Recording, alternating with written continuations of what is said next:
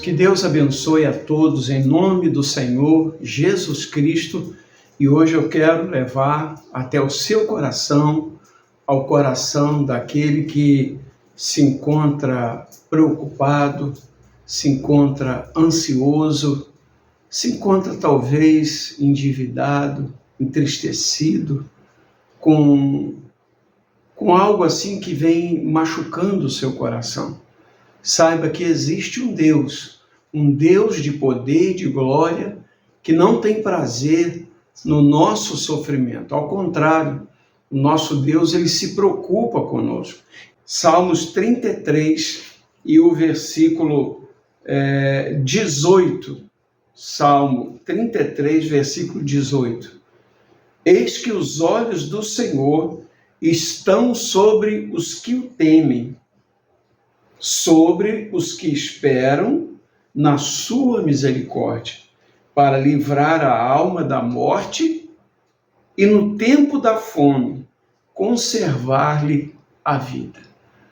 Você veja que o salmista, quando ele fala acerca desta palavra, ele fala de um profundo conhecimento e de intimidade que havia entre ele e o Senhor. Quando aqui o salmista, quando ele profere essas palavras, ele diz algo importante. Eis que os olhos do Senhor estão sobre os que os temem e sobre os que esperam na sua misericórdia. Então, se tem algo que não tem como esconder, são dos olhos de Deus, por onde quer que você esteja. No Salmo 139 diz: de onde me fugirei da tua presença, ó Senhor? Se subo ao céu, tu estás lá. Se desço ao Seol, lá também tu estarás. E ainda diz assim, tem uma passagem que diz assim: ainda a palavra não chegou à minha boca, tu conheces, tu sabes os meus pensamentos. Então é impossível se esconder dos olhos de Deus. Ora, meu amigo e minha amiga, veja que quando o salmista ele fala que os olhos do Senhor estão sobre os que os temem, estar é o quê? Olhando, procurando guardar, procurando proteger, porque aqueles que são de Deus, Deus ele se preocupa com ele. Se Deus ele ama até o pecador, imagina aquele que anda na sua presença. Como ele diz para Davi, que Davi era a menina dos seus olhos. Davi era a menina dos olhos do Senhor. Então havia um amor muito grande. E o prazer de Deus é quando nós nos voltamos para Ele. É quando buscamos de fato e de verdade. Ora, veja que os olhos do Senhor estão voltados para aqueles que temem, para aqueles que têm o temor de Deus, para aqueles que amam a Deus, para aqueles que obedecem à palavra do Senhor. Ora, se nós vermos aqui na Bíblia, nós vamos encontrar N exemplos de pessoas que receberam a graça, receberam a bênção, receberam tudo de Deus. E eram pessoas que, humanamente falando, não estavam preparados. Mas, é como eu sempre falo, Deus, ele não procura os capacitados. Deus capacita. É Ele que capacita, é Ele que dá entendimento, sabedoria, conhecimento. Se você vê, por exemplo, como Deus fez com Abraão, com Isaac, Jacó, Davi, Salomão, e etc, etc, etc, até chegar aos discípulos do Senhor. Então você veja que o que Deus procura no homem é o temor. Então, quando a pessoa ela teme a Deus, então Deus faz questão de abençoar, de atender, de fazer-se realizar os desejos daquela pessoa. quando ela agrada-se de Deus, quando ela anda no caminho do Senhor, o Senhor tem prazer de abençoar, de mudar, de transformar a vida daquela pessoa que o teme de fato e de verdade. E os olhos de Deus estão sempre voltados para aquela pessoa. Você veja, muitas pessoas, elas estão sofrendo, elas continuam sofrendo, e muitos morrem no sofrimento. Por quê? Porque elas não têm aquele temor a Deus. Eu estava analisando agora, sexta-feira passada, foi um dia, né, a sexta-feira da Paixão, eu fiquei analisando a maioria das pessoas, o que elas fizeram? Elas aproveitaram o feriadão, foram passear, foram se divertir, foram para os forrós, foram beber, foram fazer tudo aquilo que agrada a sua carne. Mas, na verdade, sexta-feira da Paixão é o dia em que nós deveríamos agradecer a Deus, agradecer pelo sacrifício que Ele fez, pela crucificação que Ele passou, pela morte dele na cruz. E nós entendemos que no domingo o Senhor ressuscitou dentre os mortos, trazendo a vitória, trazendo a nossa vitória, a nossa vida, a vida eterna para aqueles que creem no seu nome.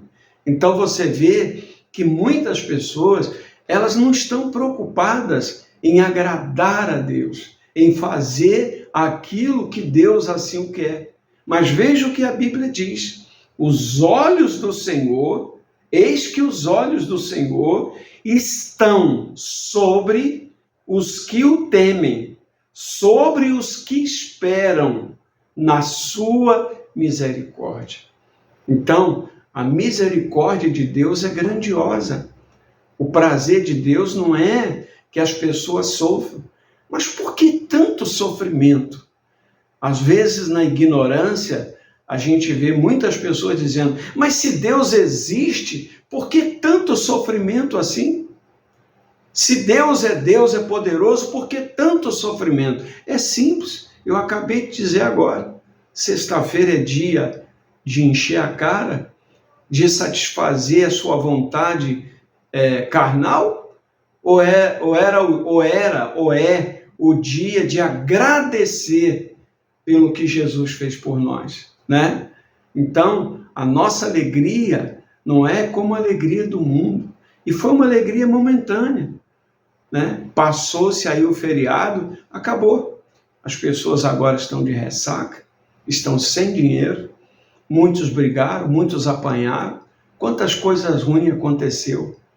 Aí diz assim: ah, mas por que Deus não guardou? Por que Deus não protegeu? O que você acha?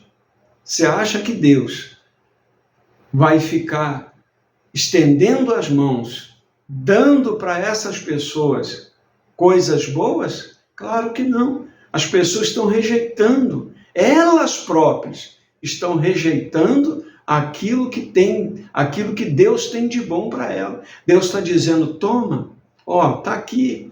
Mas as pessoas viraram as costas para Deus, foram ingratas, não agradeceram mais um ano do qual nós comemoramos a morte de Cristo e a sua ressurreição, trazendo a vida para cada um de nós. É claro que eu estou falando isso, não é para todo mundo, né? Eu tenho certeza que muitas pessoas fizeram como eu fiz, agradeci a Deus o tempo todo, né? Até me emocionei dizendo: obrigado, Jesus. Eu não sou merecedor, nós não somos merecedores de nada disso, mas tu fizeste isto por nós e hoje nós estamos aqui na presença de Deus através da graça do Senhor Jesus. Entretanto, você vê também que ele diz assim, ó: para livrar a misericórdia e os olhos de Deus, para livrar a alma da morte. A alma da morte. Alma. O corpo é corpo, alma e espírito. O espírito Deus dá é aquilo, como nós estamos falando, é o espírito, né? A vida. A alma, ela tanto pode receber a salvação ou não. Então aqui fala bem claro, para que nós venhamos entender, para livrar a alma da morte e no tempo da fome conservar-lhe a vida. Do sofrimento, nas escassez da vida, dos problemas, seja físico, financeiro, espiritual. Mas o que mais me chama a atenção é isso aqui, para livrar a alma da morte. A morte aqui falando, não é quando o sujeito morre fisicamente em terra, não. Aqui está se falando da morte eterna, da morte espiritual. Você sabe que existe a morte eterna, mas como também existe 2 lugares, o céu e o inferno. Quem escolhe para onde vamos somos nós. Você que escolhe, você que opta, você que vai tomar a decisão. Quando você morrer fisicamente, para onde que você quer que a sua alma vá? Para o céu ou não? Para onde você quer que a sua alma esteja? Então a decisão é sua, a decisão é nossa. Mas a Bíblia diz que Deus, ele conserva, ele guarda a nossa alma da morte, ele livra a nossa alma da morte. Então, como é importante isso? Por isso que nós estamos sempre falando, orientando, sabe, pregando, orando, pedindo a Deus em favor da sua vida, da sua família, dos seus filhos, da sua casa. A pior coisa que existe é quando uma família ela é desajustada. O marido vai para um lado, a mulher vai para o outro, o filho vai para as drogas, a filha vai para a prostituição. Quantos que não têm prazer nem de viver? Quantos que não têm prazer de dizer, eu tenho uma família? Porque o filho, ele causa tanto sofrimento, ele causa tanta vergonha aos pais pelos erros, pelo jeito que ele vive, a forma que ele vive. Por exemplo, quantas mulheres, quantas pessoas casaram para ser feliz e o homem se tornou um viciado, se tornou um alcoólatra, se tornou um viciado em droga. E esse homem hoje, ele dá mais valor às drogas do que à família. E você sabe disso, que o viciado, ele ama mais o vício do que a própria família. Se ele tiver que escolher entre os filhos, a mulher e as drogas, ele vai escolher as drogas. Quantos filhos mataram os seus pais por causa da droga? Quantos roubam? Quantos matam? Quantos prostituem? Quantos vendem ou trocam o seu corpo por 30, por 50 reais para poder comprar droga? Se submete, é humilhado o tempo todo. Mas o que a Bíblia diz? Que os olhos do Senhor estão sobre aqueles que o temem.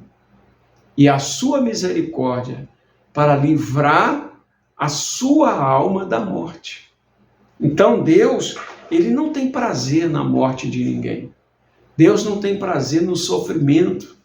Eu quero aproveitar esse momento, convidar você, sabe, para você conhecer Deus melhor. Mas eu já conheço, tanta gente fala de Deus, já pregaram. Mas você conhece Deus de verdade? Você já teve uma experiência com Ele? Eu vivo com Deus há 47 anos. Há 47 anos eu ando com Deus, lutando, perseverando, dias de alegria, dias de luta. A todo momento eu estou firme, eu estou lutando. Por quê? Porque eu tenho uma experiência com Deus. Eu sei que tudo que o mundo me proporciona não se compara àquilo que Deus pode fazer para mim. E é isso que eu quero que você se entenda.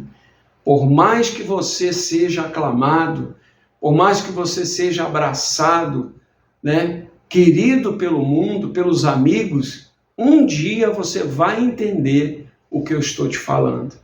Quando você mais precisar dos amigos, você vai ficar sozinho. Quando você precisar de uma ajuda, essas pessoas, e perceber que você não tem mais nada, não tem o que oferecer a eles, eles vão te abandonar. E é natural isso. O mundo é assim. Mas Jesus, ele diz assim: vinde a mim, todos vós que estáis cansado, oprimido, sobrecarregado, que eu vos aliviarei. Então Jesus, ele tem prazer de te abençoar. Jesus, ele não te quer pelo que você tem, não. De repente você não tem até nada para oferecer, não é verdade? Você não tem nada para oferecer. Como eu, quando eu cheguei a Jesus, eu não tinha nada para oferecer. Mas Jesus, o que ele quer de nós, não é o que nós temos, mas é o que somos.